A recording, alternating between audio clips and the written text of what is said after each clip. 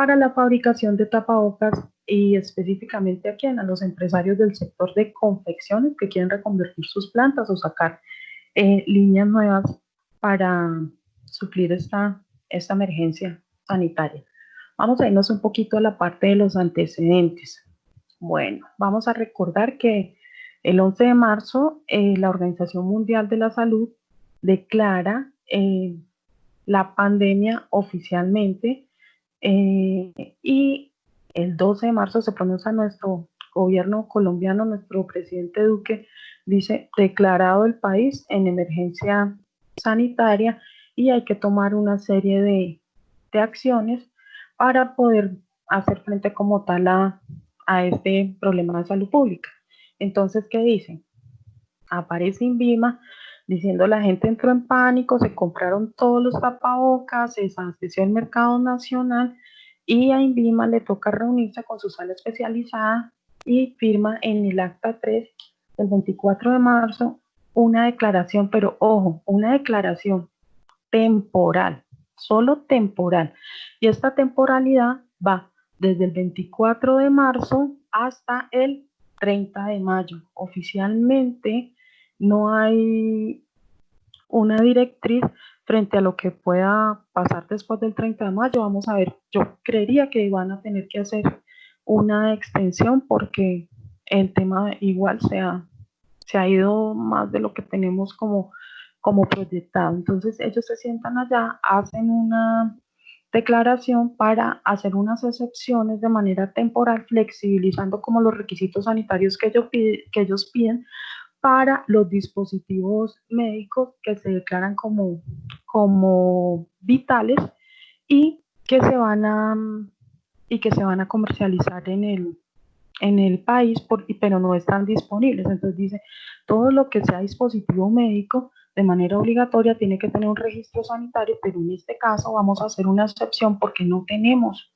inventarios y necesitamos poder proteger a las personas que nos están colaborando en la parte de salud. Entonces, todos los que quieran fabricar tapabocas para el sector salud deben remitirse a la resolución 522 y emite como tal este documento y nos da una serie de lineamientos para quienes quieran fabricar en Colombia estos tapabocas, ¿cierto?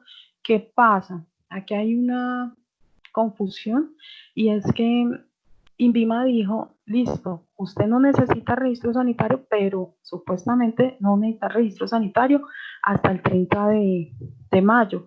El 30 de mayo, si usted quiere hacer tapabocas hasta el 30 de mayo, usted tiene que inscribirse ante INVIMA, diligenciar un documento con una autoevaluación, enviar una serie de información que son unos formatos que entrega INVIMA donde usted cuenta como la ficha técnica del producto que está fabricando y hace esa autoevaluación, pues va bajo juramento. Se supone que INVIMA está creyendo en nuestra buena fe y temporalmente no requiere un registro sanitario, ¿sí? Entonces también nos aclara que que los dispositivos que no son médicos, que son los tapabocas de uso general, que se declaran como no hospitalarios, no son catalogados como dispositivo médico y que no es necesario que estos tengan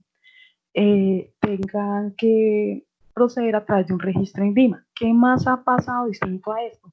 Que hay empresas que han hecho reconversiones temporales y lo que hizo INVIMA es decirle, bueno, si un registro sanitario que le doy para que dure 10 años le cuesta 2.650.000, algo así, 2.604.000, entonces, pues, y usted quiere tener registro porque de pronto en, en las licitaciones le están pidiendo que tenga registro, yo le puedo dar un registro temporal de aquí hasta el 31 de diciembre y por ese solamente paga 600.000 pesos. El hecho de que usted esté inscrito en la base de datos de INVIMA para trabajar sin registro sanitario no significa que usted pueda comercializar el producto después del 30 de mayo, ¿sí? Muchas personas decían, no, yo ya tengo todo lo de INVIMA, yo ya tengo registro sanitario. No, usted está inscrito en una lista, hizo una autoevaluación donde habla de un diagnóstico frente al cumplimiento de la resolución 522. Hasta ahí, ¿vamos claros? Sí, señora, sí, Claudia, y siento que eso es un aspecto muy importante a resaltar y si se puede recalcar en varios momentos, muchísimo mejor, porque sí hay muchas dudas al respecto sobre qué es dispositivo médico, qué no es, qué tiene que tener registro INVIMA y qué no. Sí, siento que hay muchas dudas sobre eso todavía. Bueno, tranquilos porque ya vamos a profundizar más. Hasta aquí va la historia en toda la parte de lo que llamamos de pandemia en Colombia con el tema de tapabocas. Yo creo que a más tardar el lunes se tiene que pronunciar otra vez el INVIMA o el Ministerio de Salud frente a cómo vamos a avanzar, ya que la cobertura pues del acta del 24 de marzo era solamente hasta el 30 de mayo. Entonces vamos a ver qué va a pasar mañana.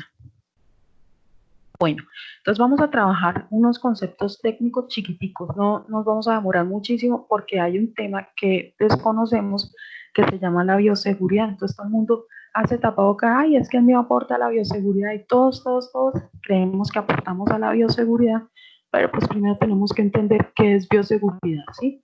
Entonces, bioseguridad, yo traje dos conceptos, uno internacional y uno nacional. La Organización Mundial de la Salud en el 2005 dijo que era el conjunto de normas y medidas para que, miren la intención que tiene, proteger la salud del personal frente a riesgos y habla de tres, biológicos, químicos y físicos, ¿cierto?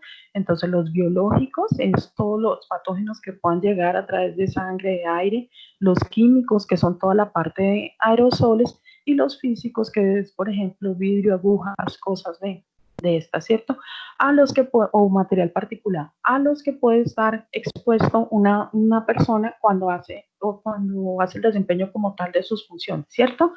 Y también los pacientes. Ahora, ¿qué dice el Ministerio de Salud en Colombia? Dice que es el conjunto de medidas preventivas que tiene por objeto eliminar o minimizar el factor de riesgo biológico que pueda llegar a afectar a la salud, ¿cierto? Si nosotros estamos hablando de eso, estamos hablando de la parte del respeto por la vida. Si yo voy a comercializar algo, lo primero que tengo que entender es qué es lo que estoy comercializando para poder saber si en realidad yo estoy aportando a disminuir esas condiciones de riesgo o a eliminarlas y de pronto no esté vendiendo algo que sea bonito, que sea lindo, que sea cómodo, pero que no esté haciendo ningún aporte a prevenir como tal la pandemia, que es lo que realmente nos está trayendo a este tipo de charlas, ¿cierto? El otro tema que nosotros debemos saber es qué es un dispositivo médico y qué no. Miren, yo traje como el concepto técnico que tiene la Organización Mundial de la Salud y dice, es un artículo, un instrumento, un aparato, una máquina, ¿sí? Que se utiliza para la prevención del diagnóstico o el tratamiento de una enfermedad o para detectar, medir, restablecer, corregir o modificar la estructura de un organismo con algún propósito médico-sanitario y nos aclara que normalmente no actúa con mecanismo farmacológico, o sea, no son medicamentos. Entonces, aquí colocamos unos ejemplos, por ejemplo, equipos para administrar soluciones, catéter, jeringas, guantes, suturas. Aquí entran todos los tapabocas que vayan para uso hospitalario, las prótesis, las sondas, las bombas, las bombas de infusión, los marcapasos, los electrodos, los nebulizadores, ¿sí? Las mascarillas para nebulizar también entran como dispositivo médico. Estos tan solo son unos ejemplos, ¿sí? Cuando me dice, por ejemplo, un instrumento, yo puedo hablar de un bajalenguas, ahí hay un dispositivo médico. Cuando me habla de un aparato o una máquina, mire, yo puedo hablar de un nebulizador o de una incubadora para bebé. Cuando me habla de diagnóstico, yo puedo hablar de una prueba de embarazo. Y así sucesivamente. Estos son solamente unos ejemplos, pero para que no nos enredemos con el tema, utilicemos el concepto que dio que dio el gobierno para facilitarnos y que todos hablemos el mismo idioma, y es un dispositivo médico en este momento. Si yo quiero saber si mi tapabocas es un dispositivo médico, lo único que me tengo que preguntar es a qué sector va dirigido.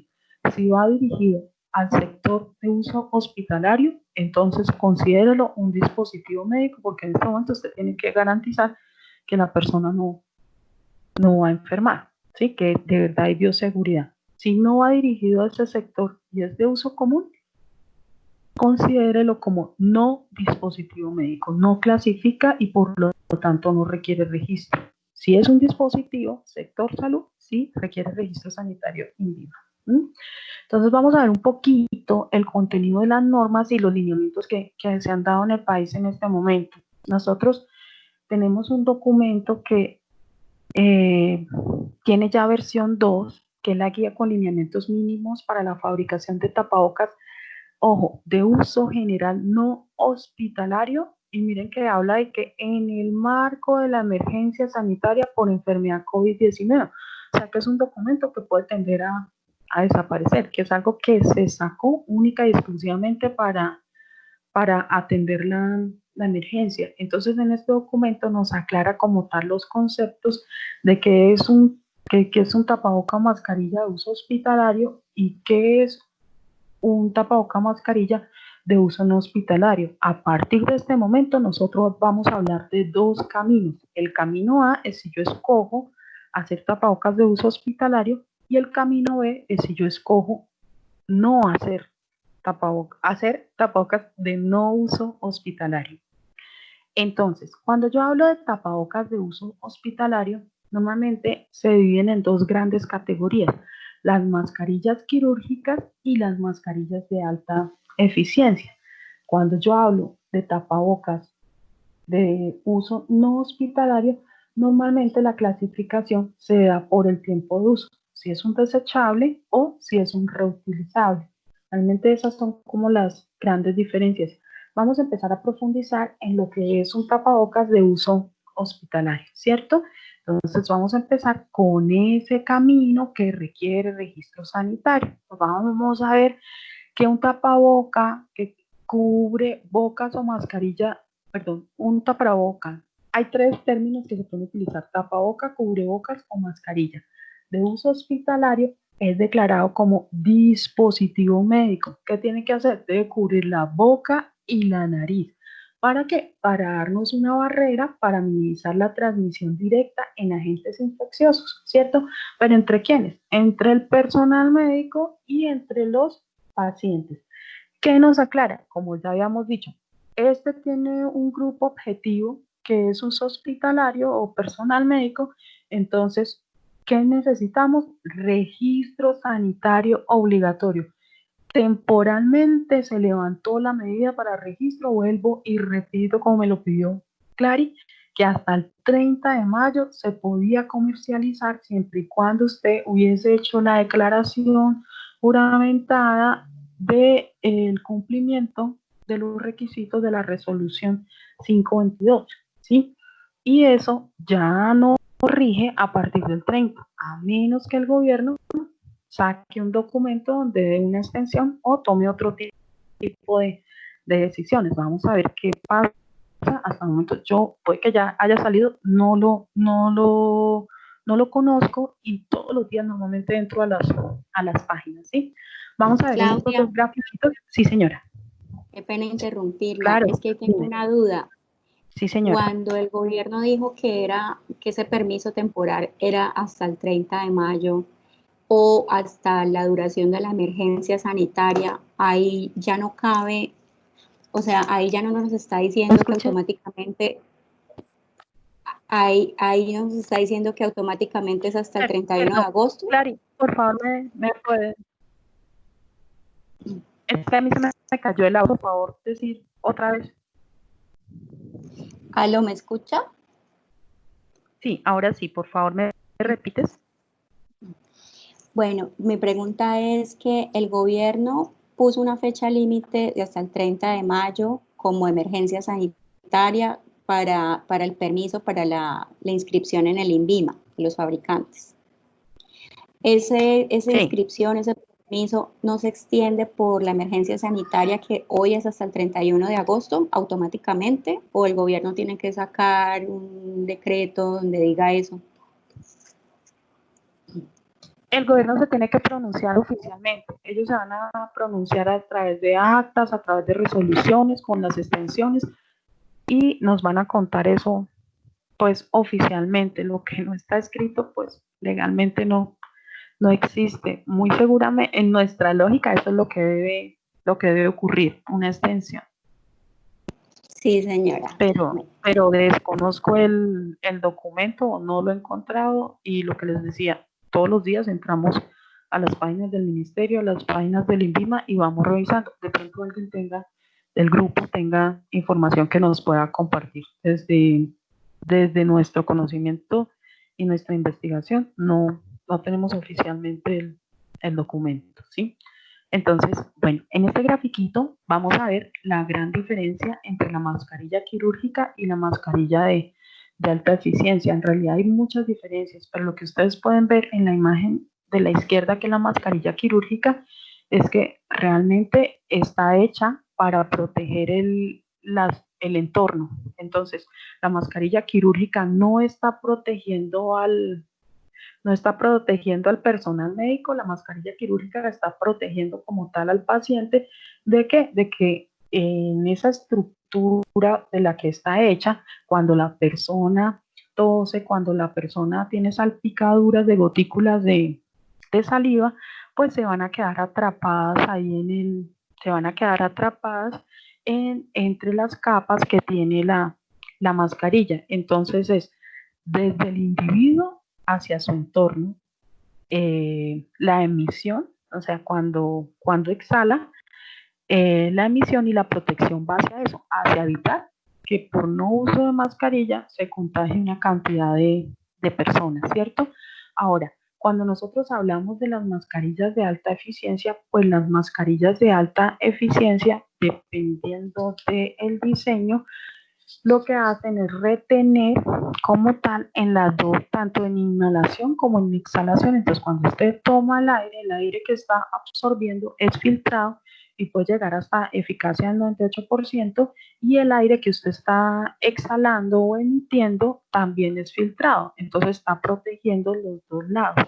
Hay unos diseños que tienen válvulas. Las válvulas pues son un poquito más caras, pero lo que hacen las válvulas es darle mayor comodidad como tal a quien está utilizando. Entonces, fíjense que en la mascarilla quirúrgica en la función o el objetivo de una mascarilla quirúrgica es cuidar al paciente de lo que le pueda transmitir el personal médico. En cambio, la mascarilla de alta eficiencia funciona al revés, o puede ser en las dos vías dependiendo de la composición, pero el objetivo de la de alta eficiencia es cuidar como tal al personal médico de lo que esté en el entorno. ¿Me está haciendo entender?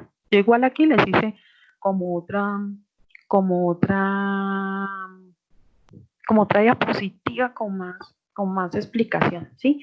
En la parte de la mascarilla quirúrgica, las grandes diferencias entre la quirúrgica y la de alta eficiencia es que, bueno, lo que acabé de explicar, que se reduce como tal la posibilidad de que ingrese sangre o fluidos corporales o cualquier otro tema hacia la persona que lo está utilizando.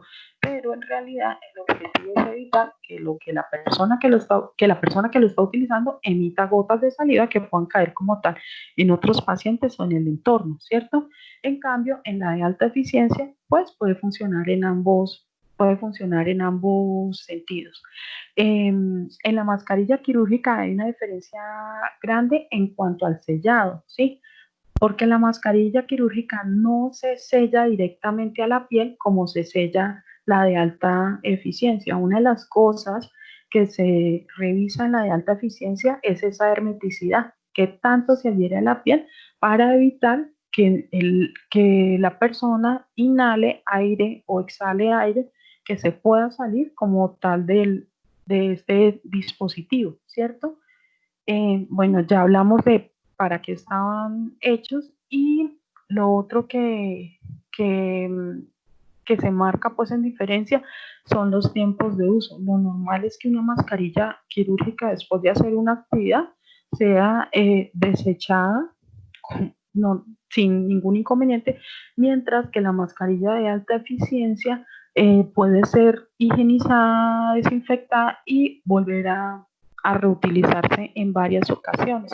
Inclusive el gobierno estaba pronunciándose sobre unos protocolos en los que se decía cómo hacer la limpieza de estas mascarillas y decía que el personal médico podía llegar a utilizarlo hasta 5 días, ¿cierto? También intervienen unos entes para dar el aval de que cada una cumple con su función.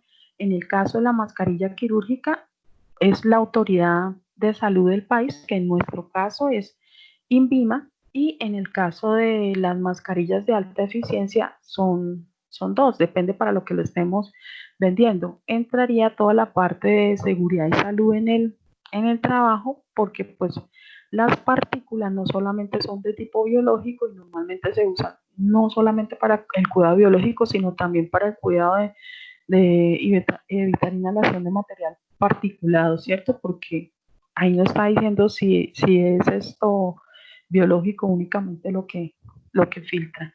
Entonces, aquí entran organizaciones de seguridad y salud que son reconocidas a nivel internacional, como en la comunidad europea y la NIOSH en la comunidad norteamericana, así que tienen altísimo reconocimiento y esto realmente son siglas de entidades que se dedican a hacer la administración de seguridad y salud en el trabajo en cada uno de estos países y que dan directrices que son muy importantes y normalmente ayudan en la construcción de todas las reglas. Todo lo que es el gobierno siempre hace como la consulta hacia estos documentos para no hablar lenguajes distintos. Entonces, fíjense que las entidades que dan el aval de cada una de los tipos de estas mascarillas, pues pueden ser diferentes. Ahora, cuando nosotros estamos haciendo mascarillas eh, de uso hospitalario, la, la, res- la resolución nos dice, vea, es de carácter obligatorio que usted utilice este documento, que lo implemente para hacer lo que está haciendo. Entonces, ¿para qué? Para fabricar dispositivos médicos. Y esta resolución tiene una serie de requerimientos. Entonces nos habla de las instalaciones, de cómo tiene que ser la distribución de las instalaciones, nos habla de que no tengamos flujos cruzados, nos habla de, eso implica que hagamos planos, nos habla de áreas específicas. En estas áreas específicas nos dice que tiene que tener una para residuo de materias primas, tiene que tener una para control de calidad, tiene que tener una para proceso productivo, tiene que tener una para apartar el producto que no está conforme, ¿sí?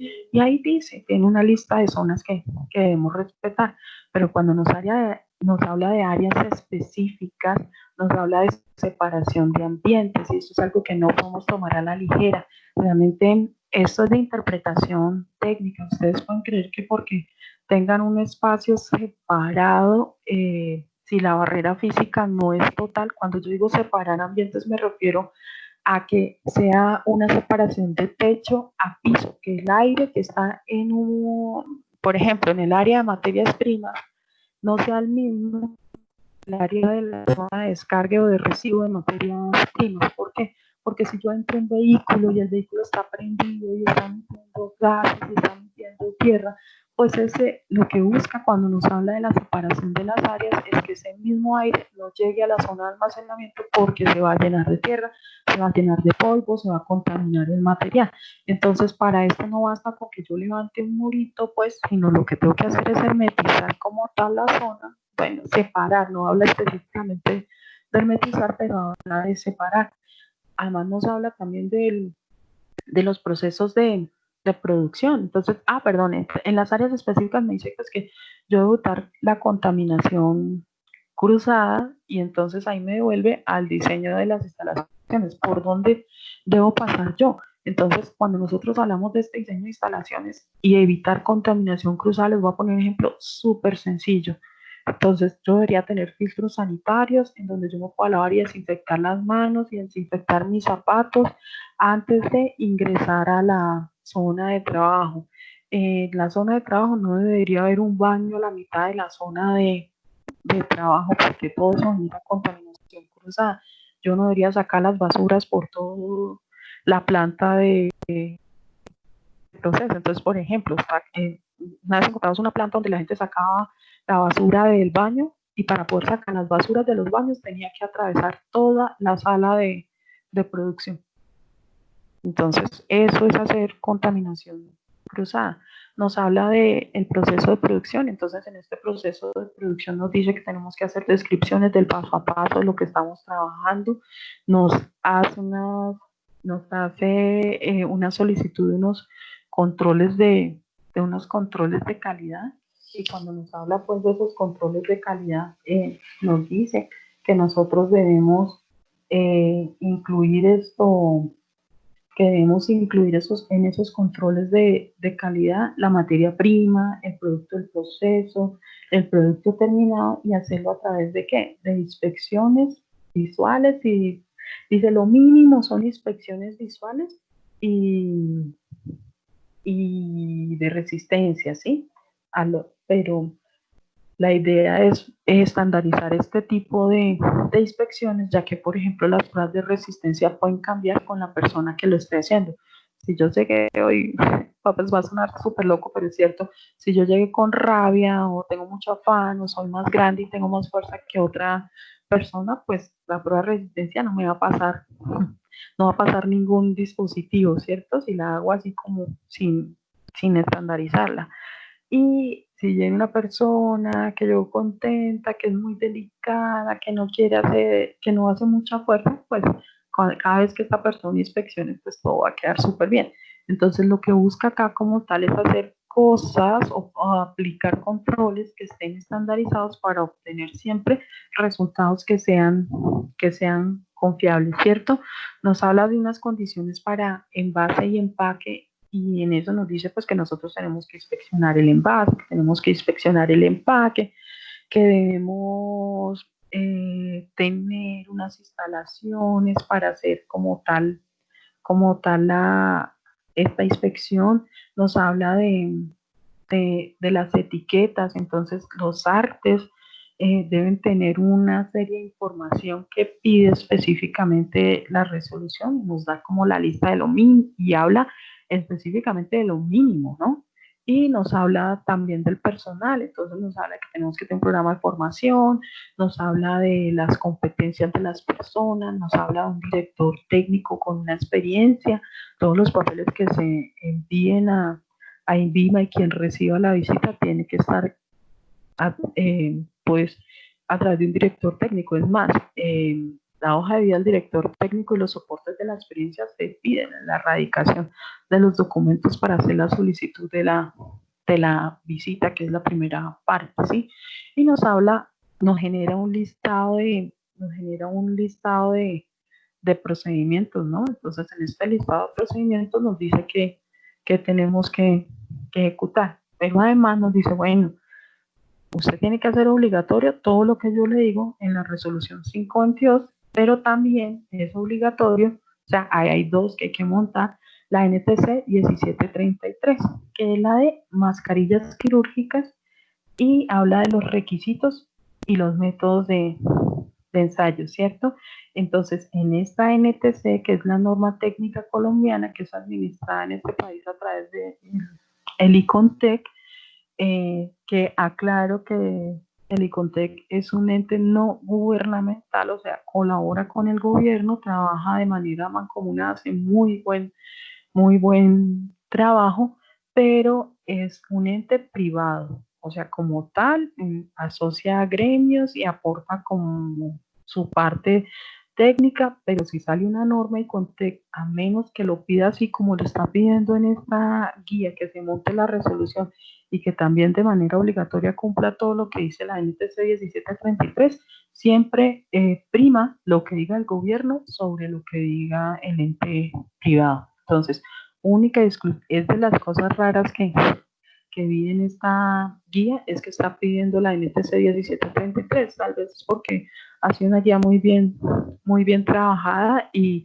si ustedes le miran la fecha, la última versión está el 15 de abril, prácticamente esto se trabajó en Europa y llega inmediatamente, casi que Icontel está sacando en 1 o 2 días como tal la, la información oficial para Colombia.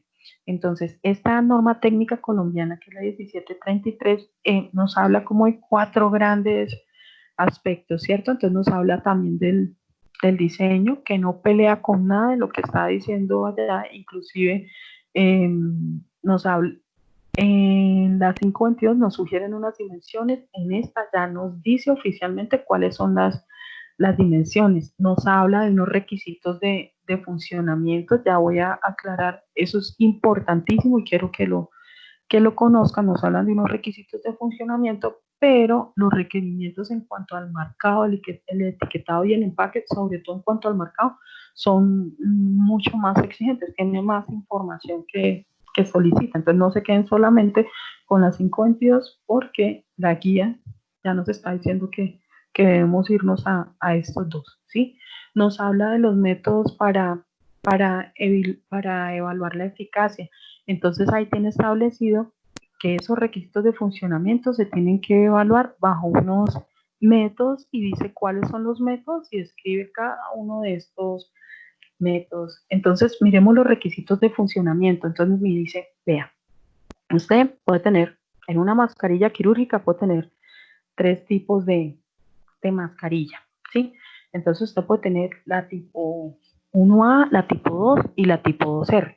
En realidad, cada vez que le voy subiendo 1 o 2, lo que me dice es que es de muchísima mejor calidad porque va a aumentar la eficacia de la filtración. Mientras en una tipo 1 yo puedo tener una eficacia de filtración mayor o igual a 95, en la tipo 2 tengo mayor o igual a 98, o sea, es mucho más fuerte, es muchísimo mejor. Pero ¿por qué yo tengo una R? Porque la R hace, que es la tipo 2R, si ustedes ven, en lo que es eficacia, es idéntica en la tipo 2 solita o en la tipo 2R, lo único es que la R significa que hay resistencia a las salpicaduras. Entonces lo que me está diciendo es que aparte yo estoy demostrando la resistencia a las salpicaduras. En la tipo 1 y la tipo 2, esta resistencia a las salpicaduras no las está solicitando, mientras que en la tipo 2R sí hace una declaración de esto, ¿cierto? La eficacia la eficacia de la filtración como tal es una prueba. PFE es la sigla en inglés para el término de eficacia de filtración bacteriana y lo que busca es demostrar la barrera frente a la penetración bacteriana y se hace con unos microorganismos específicos en una carga biológica específica con unas cepas certificadas. ¿Por qué estoy contando todo esto? Porque quiero que tengan súper claro que estos requisitos de funcionamiento tienen que presentarse, o sea, los documentos se tienen que presentar como resultados de ensayos o como certificados de las telas utilizadas o de lo que tengan al INVIMA, ¿sí?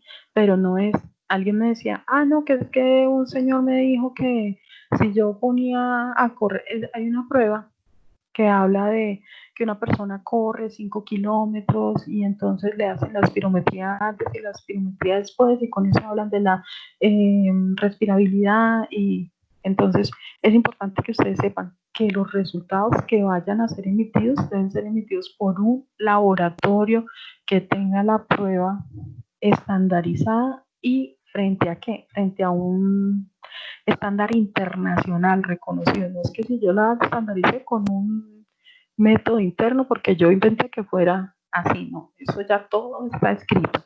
Entonces normalmente quien hace las telas les puede entregar como certificados de calidad que digan que cumple y que no cumple la tela para que ustedes no se desgasten. Si ustedes no consiguen materias primas con eso, pues ustedes tienen que asumir como tal todo este tipo de ensayos, ¿cierto?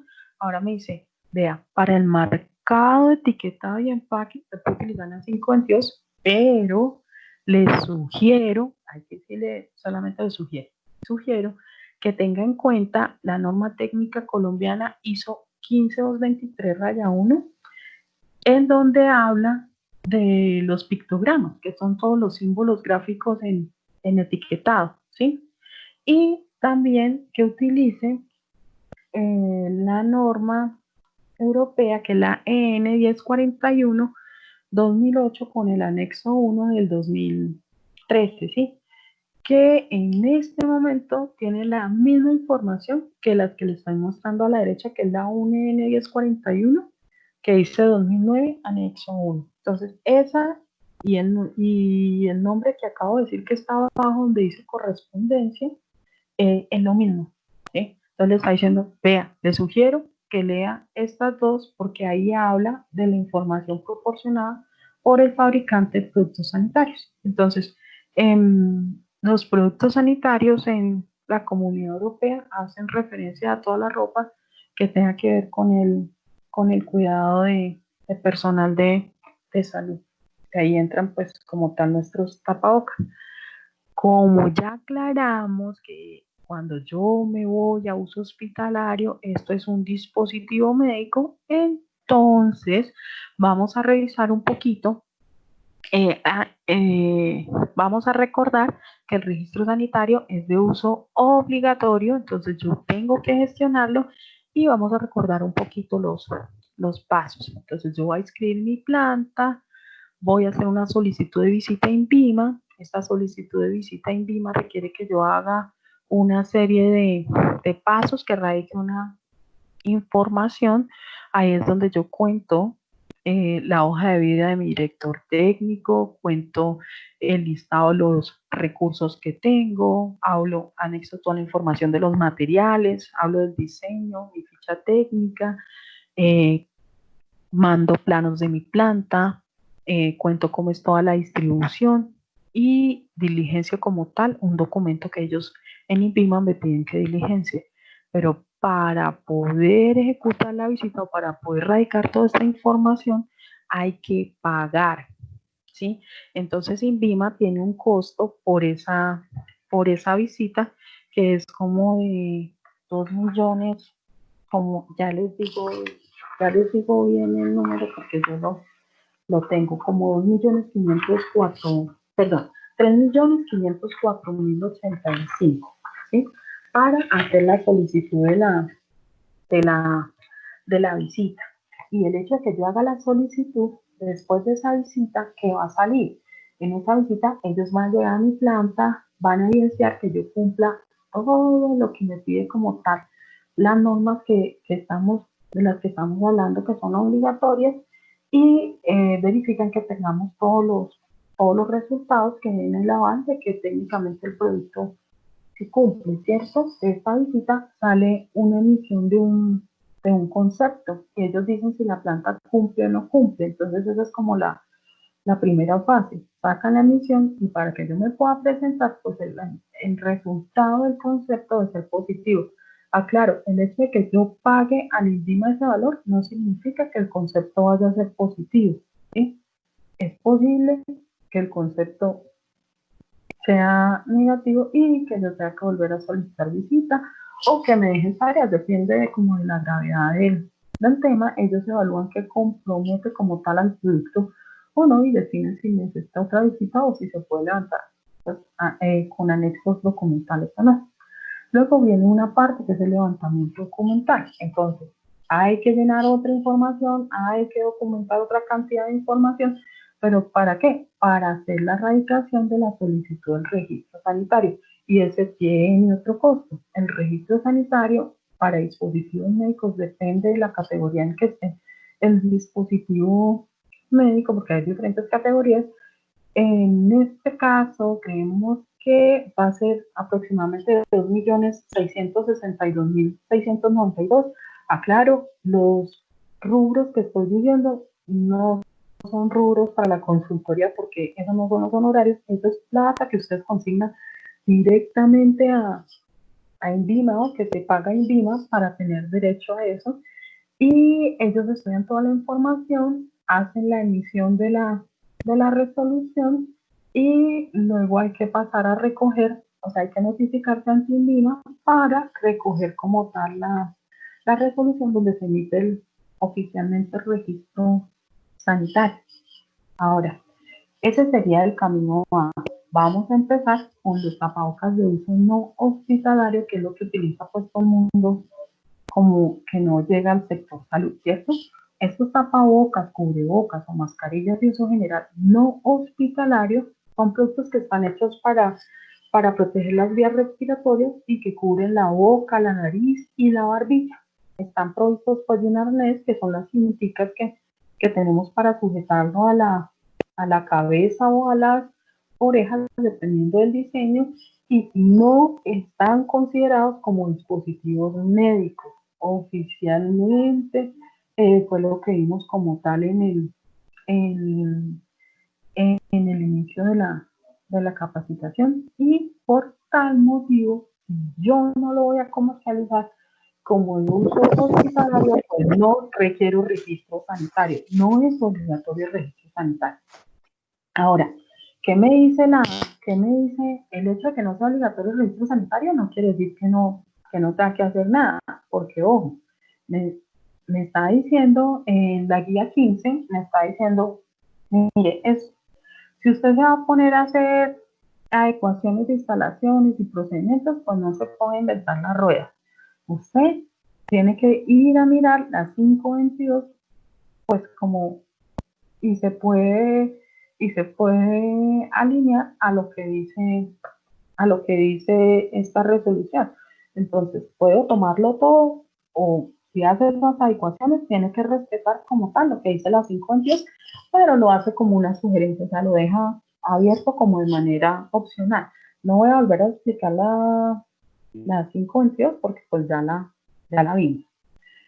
Y dice, pero venga pues, que esta guía, que es la 15, que estoy diciendo que es del Ministerio de Salud, que se llama Lineamientos Mínimos para la Fabricación de Tapabocas de Uso General No Hospitalario en el Marco de la Emergencia, salió, teníamos una versión inicial, que era la versión 1, que fue en marzo, y ahora pues está clara muchísimas cosas, pues yo creo que el post INVIMA estuvo muy bombardeado con tantas preguntas que estábamos haciendo todos los que fabricamos tapabocas, y en mayo, específicamente el viernes, hace una semana, subió la modificación de la guía y cambió a versión 2, y esto tiene la charla de hoy tiene la información actualizada frente a todo lo que dice la guía 15. Pero la guía 15 no es más lejana, entonces me habla también de un diseño del tapabocas,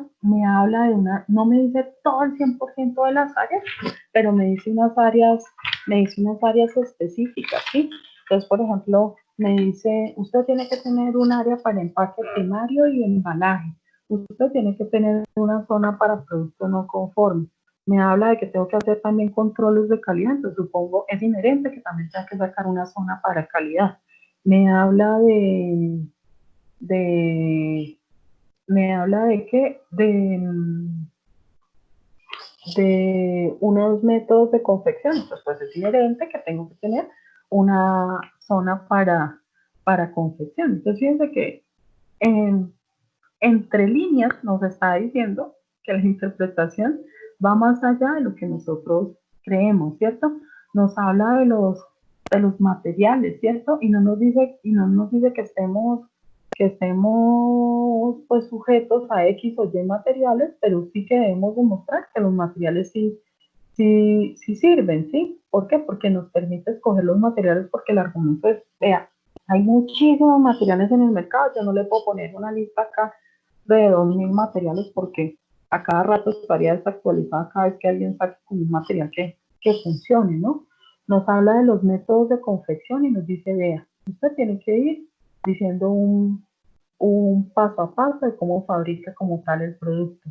Nos habla de que hay que garantizar el cumplimiento de unos criterios de aceptación, y ya ahorita se los voy a mostrar. Nos habla de un control de calidad, lo que hablábamos antes, materias primas, producto en proceso, producto terminado y con unos mínimos que son la inspección y la resistencia, una inspección visual y la inspección de resistencia.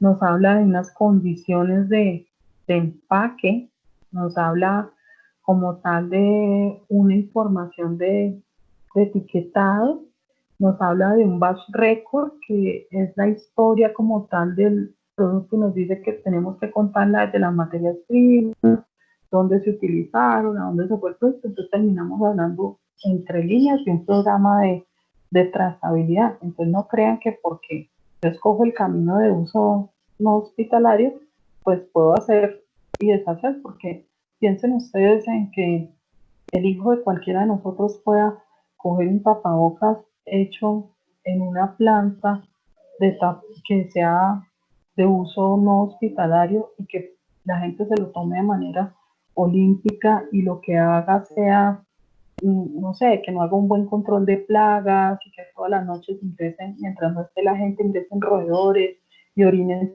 sobre las telas y generen temas como leptospirosis o se quede excremento o pasen cucarachas con una cantidad de enfermedades. Entonces fíjense que los niños llegan con los tapabocas y se los ponen directamente, nadie los lava, pues esto tiene su tema, o sea, hay una responsabilidad, entonces hay una invitación allá a comprometernos un poquito más, ¿no? En estos temas. Cuando nos habla de los criterios de aceptación, ella coloca los criterios de aceptación. Si ustedes miran esta guía, ustedes se dan cuenta que dice que debemos cumplir estos criterios de aceptación y nos hablan de la eficacia de la filtración, de la respirabilidad y de las salpicaduras. Nos dicen cuáles son los parámetros que debemos cumplir y también nos dice los métodos de ensayos con los que se deben aplicar estos parámetros. Esto normalmente se hace para textiles, pero estos criterios de aceptación deben ser emitidos por laboratorios que tengan la prueba como tal estandarizada, que era lo que les estaba diciendo. No se pongan a inventar lo que ya está escrito y que vayan a creer que les van a dar aval por hacerlos ustedes menos. No es así.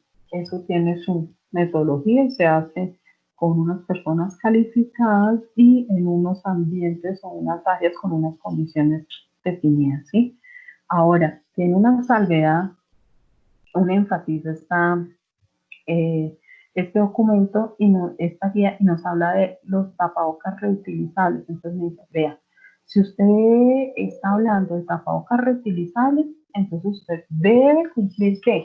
Lo que quiera, no, la totalidad de los requisitos. ¿Y de cuáles requisitos nos está hablando? Nos está hablando de los requisitos de la norma 150, ¿sí? La ND 150, que es una especificación normativa, y nos habla de que esta es la de mascarillas para uso en ambientes diferentes al sector salud. ¿Qué tiene de adicional? Tiene cositas frente a la que prácticamente, si usted ya cumplió esta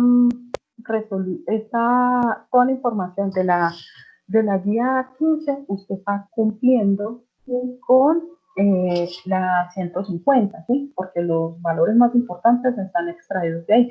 Que tiene cosas adicionales como que el número de lavados, que usted tiene que decir en el empaque el número de lavados y se tiene que certificar cómo llegó a sacar ese número de lavados, pero es totalmente entendible porque si es reutilizable, pues eso va a tener como un tiempo de vida, ya sea en horas o en números de lavados. Entonces nos dice, vea, si usted hace tapabocas que no sean desechables y que sean reutilizables, entonces, ¿qué tiene que hacer? Dígale a la gente hasta cuántas veces lo puede lavar. Entonces, cositas así muy pequeñitas tienen de diferencia, no tienen absolutamente nada más. Con esto nosotros terminaríamos como la charlita.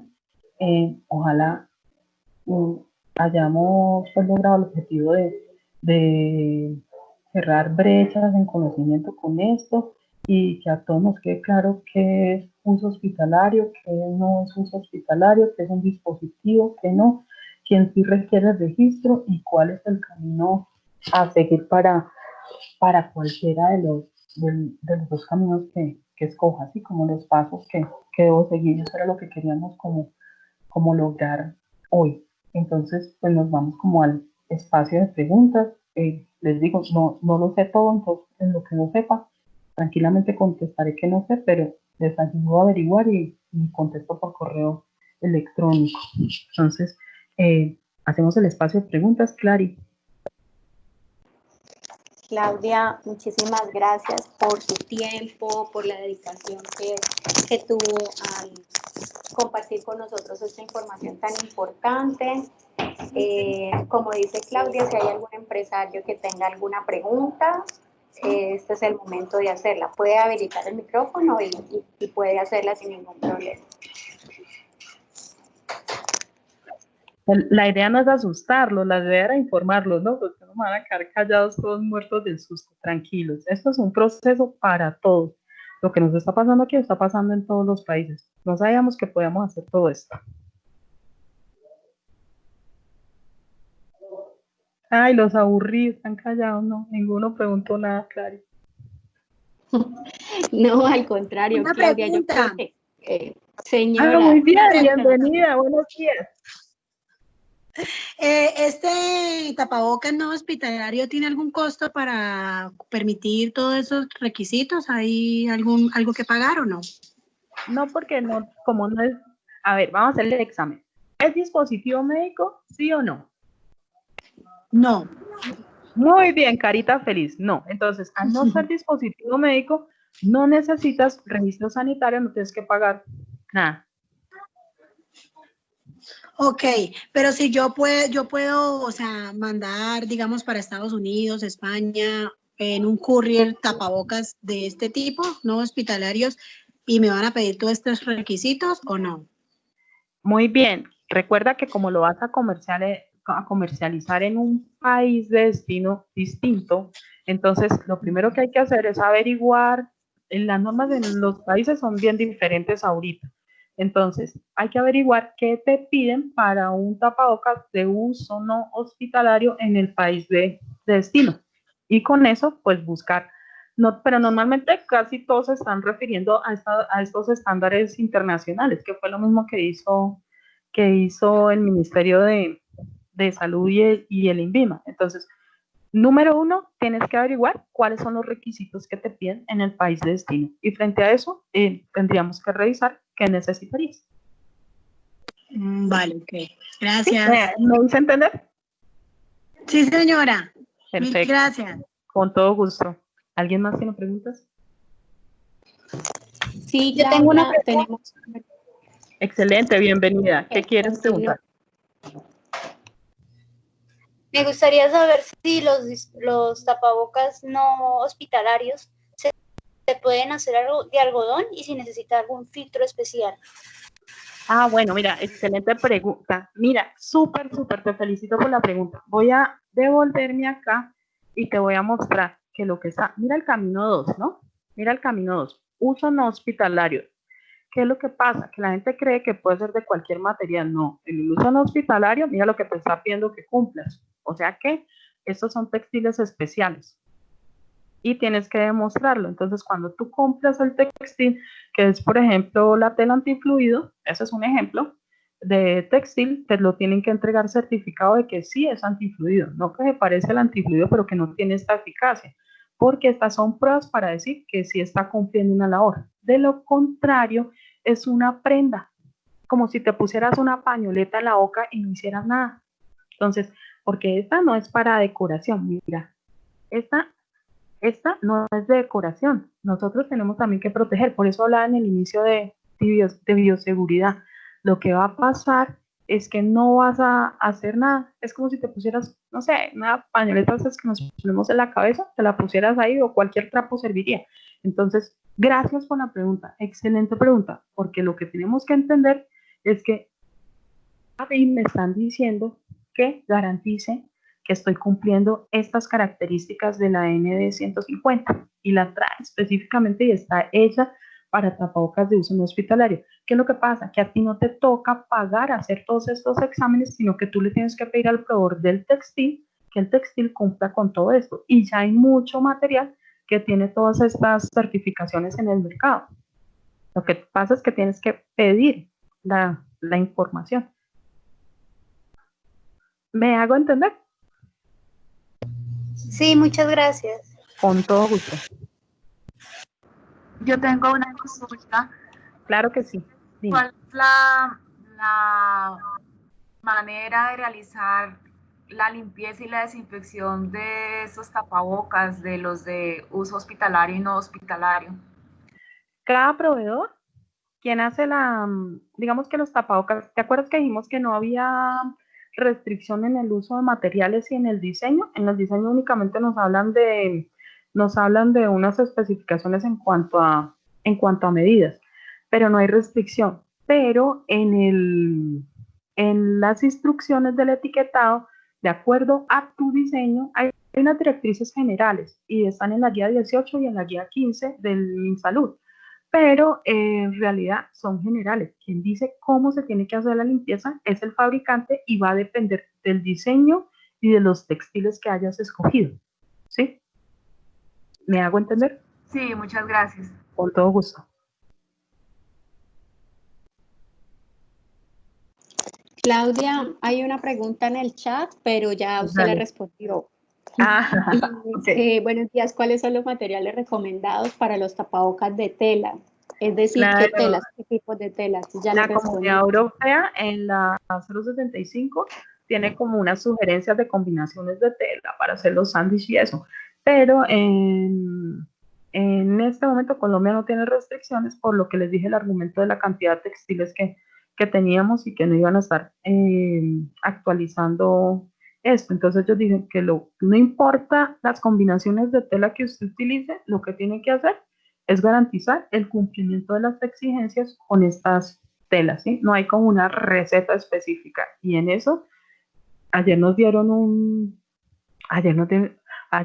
dieron un premio por un diseño de tapabocas, ¿no? Yo veo por la noche CMI y había un premio por un diseño de tapabocas. Quería invitarlos a animarse a meterse en este cuento y no le cojan miedo, no es tan terrible y es un tema que tiene mucha oportunidad, ¿no? Digamos que en este momento estamos en el montaje de un proyecto junto con la Cámara de Comercio. Ahorita Clary los va a invitar y les voy a contar así como un resumen del proyecto. Y cuando hicimos como la investigación, nos dimos cuenta que en el país solamente 3 empresas tienen o tenían, ¿sí? No sé cuál es la cifra a hoy, hace más de un mes, en la base de datos de consultas de INVIMA, si uno metía tapabocas o mascarillas, solamente salían 3 empresas a nivel nacional con permiso, con registro, que podía fabricar y vender. El resto, que eran como 170 de algo, eran para comercializar, o sea, todo venía de otros países. Entonces, realmente en Colombia únicamente 3 hacían tapabocas de uso hospitalario, o sea, contaban con registro sanitario.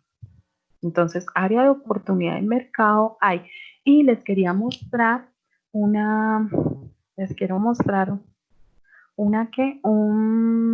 videíto, como les contaba, yo veo el noticiero Juiciosa, un videíto de la, de las oportunidades que hay frente al mercado. Clary, ahí se está viendo la pantalla de YouTube. Sí, señora, ahí se está viendo YouTube. Listo. Entonces, ya les voy a colocar el videito. Es 1 minuto y medio, no les quito más. Yo sé que ustedes son súper ocupados. Claudia, hay otras 2 preguntas, entonces ahorita respondemos estas 2 preguntitas. Bueno, dale, entonces voy a pasarles el video de una vez. Esta es del noticiero del 27 de mayo. Miren esto. Y la noticia era que había búsqueda de tapabocas y elementos de protección para médicos y enfermeras y que se desataba como una guerra económica por ese tema. Una verdadera guerra comercial entre países ricos y países pobres ha originado la angustiosa búsqueda de elementos de protección para médicos y enfermeras. Una investigación del gremio de las aseguradoras Fasecolda sobre el mercado internacional de máscaras, tapabocas, trajes quirúrgicos y demás insumos de protección arroja que los aumentos denunciados en los precios de estos elementos obedecen a una especie de rapiña en el mercado internacional para tratar de conseguir la mayor cantidad de estos elementos. Se han presentado casos en los que países latinoamericanos han cerrado negocios de compra de estos instrumentos en el mercado internacional, con anticipos de pago incluidos para asegurar la entrega. Pero en ocasiones los proveedores han desistido de concretar la venta porque reciben una mejor oferta de países europeos, árabes o asiáticos, que ofrecen pagar hasta un 20% más de los precios que los fabricantes han pactado. Las más preocupadas por esta situación son las aseguradoras de riesgos laborales ARL, que por disposición del gobierno son ahora las responsables de proporcionar en buena medida la dotación para proteger a los médicos, a las enfermeras y demás trabajadores de la salud. Son ellas, las ARL, las receptoras hoy de toda el agua. Entonces lo que quería mostrarles era que pues mercado sí hay, o sea, si es por mercado, mercado tenemos. Ya me devuelvo. Y Listo. a propósito de lo que mostraban en el video, es que también ha habido una polémica por el tema de los tapabocas cosidos y los termosellados. Pero no hay restricción. ¿Sí viste que en las normas no hay restricción? No menciona nada de eso. No, nada, lo pueden leer, revisen las normas, descarguen las normas, léanlas, mírenlas con lujo de detalle, cojan un cuaderno, rayen, porque si uno se va a meter en un negocio, lo primero que tiene que hacer es educarse frente a ese negocio para tomar decisiones coherentes. Entonces, ojo, hay que prepararse. Yo no estoy diciendo que este país no pueda, yo lo que estoy diciendo es que lo vamos a hacer, pero hay que hacerlo bien, hay que prepararse para esto. Entonces la invitación es como eso. Clarita, tú tenías 2 preguntas, ¿me decías? Sí, en el chat Elena pregunta, ¿quién entrega la certificación de la tela que se compra? El ¿Quién fabricante. entrega la certificación que la tela que se compra es realmente antifluidos? Si se compra en un almacén de tela y al por menor. No, el Vale. fabricante. Ahorita dependiendo del fabricante, les voy a contar, por ejemplo, bueno, es que yo soy fan de la Comunidad Europea y casi que toda la normatividad la miro allá porque llega mucho más rápido. Entonces, por ejemplo, España tiene un listado aprobado de empresas de textil que venden esto, y algunas empresas de textil que tienen mayor tecnología o mayor desarrollo, como todos los materiales tienen que ir loteados, lo que hacen es esto, que con el número del lote ustedes ingresan a la página web y se descarga el certificado donde dice que cumple. Hay que revisar entonces el origen, hay que pedirle. Esto es un tema de educarnos en cadena. De pronto la persona que está vendiendo la tela no sabe que tiene que pedir esa certificación, pero es que puede que a ustedes les salga más barata, pero ustedes no saben que están comprando. Quien vende la tela, así sea pequeñito, debe tener un proceso de que solamente recibe la tela, se le entregan un certificado para el lote y lo que hará será sacarle copias y entregárselas a ustedes. Y ustedes validarán si esta persona tiene ese textil certificado o no. Entonces eso se hace o por la página o mirando por quien dice que se emitió la certificación.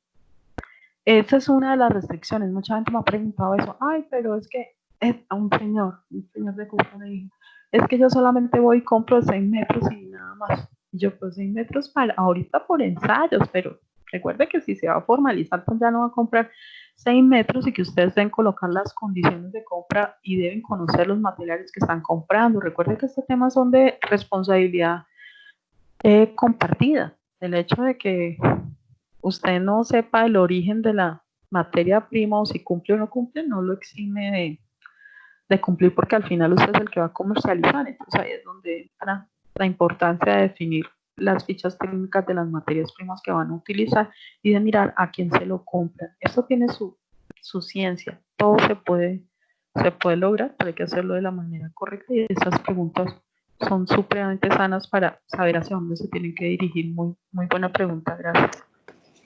Claudia, la última pregunta. Sí. de Diego Fernando, dice, buenos días, me gustaría saber si en los tapabocas antifluidos, en el caso tenemos un diseño en el cual el tapabocas es de antifluido y adentro tenemos un filtro en tela quirúrgica, el cual se puede reemplazar. ¿Estos cumplen los requisitos como tapabocas de uso no hospitalario? Siempre y cuando demuestre que cumple, nos devolvemos al cuadrito. Miren, criterios de aceptación de mascarillas de materiales textiles, estas para uso no hospitalario. Si puede demostrar con las telas con que hizo el producto que cumple esto, estaría perfecto, no tendría inconveniente. Ok. Claudia, varios empresarios me han preguntado si pueden tener acceso a la presentación. Sí, es para ustedes. Sí, Ay, no se preocupen. gracias. Eso es loco no compartir la información si todos la necesitan, no hay ningún problema.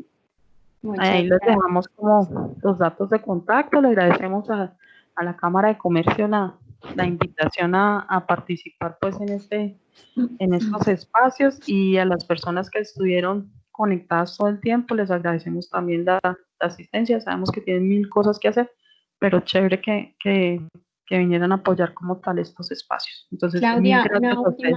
una última, Isabel nos dice, un dato, solo se puede exportar tapabocas lavables, los cosidos son solo para el mercado colombiano. ¿No es lo mismo? Los lavables y los cosidos. No, es que nosotros podemos tener lavables y cocidos o no cocidos, termosellados, o sea, eso depende del diseño. Esto no tiene restricciones en diseño, lo que tiene restricciones es en demostrar que el diseño es eficaz o no. Ok. Hola, no, pero es un poco más allá. Lo que pasa es que ayer casualmente una empresaria que quiere hacer una exportación a España, Porque no sirve, entonces quiere vender allá, entonces cuando compró Colombia y me dieron ese dato de que solo se puede exportar tapabocas que sean lavables, antifluidos, que puedan demostrar, y los cosidos solo es para el mercado colombiano. O sea, el gobierno nacional dijo que ese tipo de tapabocas pues no se podía exportar. Entonces habría ya que mirar, dependiendo de la cantidad de tapabocas, pues si le es viable o no para el tipo de arancel y demás cosas que de pronto requiera para poder exportar. El precio que le va a vender en este caso a la otra persona, sea en España, sea en algún otro país. Pero entonces estaba era como dando ese dato para todos. Excelente dato, qué bien, sí, importantísimo. Entonces, lo que hemos hablado, siempre a usted no le sirve nada cumplir lo del país, si no es aquí donde lo va a vender. Si usted está cumpliendo lo que dice Colombia, pero de pronto llega a un país donde quiere comercializar en un país donde las normas son diferentes o las exigencias son más altas, pues tiene que demostrar que las puede cumplir. Entonces, siempre revisen la letra chiquita y revisen todos los requerimientos y las normas en los países de destino. Colombia no tiene pues como tal esa restricción para comercialización nacional. No sé en el país de destino al que quieran ingresar qué restricciones hay, porque España sí tiene la 065, la 064 raya 1 y raya 2 y la 065, y ahí sí que es muchísimo más exigente en diseño y en materiales que lo que tenemos en este momento en Colombia. Colombia está un poquito más flexible. Listo, Claudia. Muchísimas gracias nuevamente por su tiempo, por esta información tan importante. Sé que aclaró muchísimas dudas de los empresarios y eso es muy importante para nosotros, que ellos tengan muy bien la información y que ya puedan hacer sus procesos de producción mucho más informados. Mil gracias y estamos en contacto. Con todo gusto. Un abrazo muy grande. Gracias, un abrazo a todos y mucha suerte y mucho juicio pues en organizarse, planifiquen y todo les sale bien. Listo. Gracias, muy amable, Claudia. Gracias. Con todo gusto, que estén bien.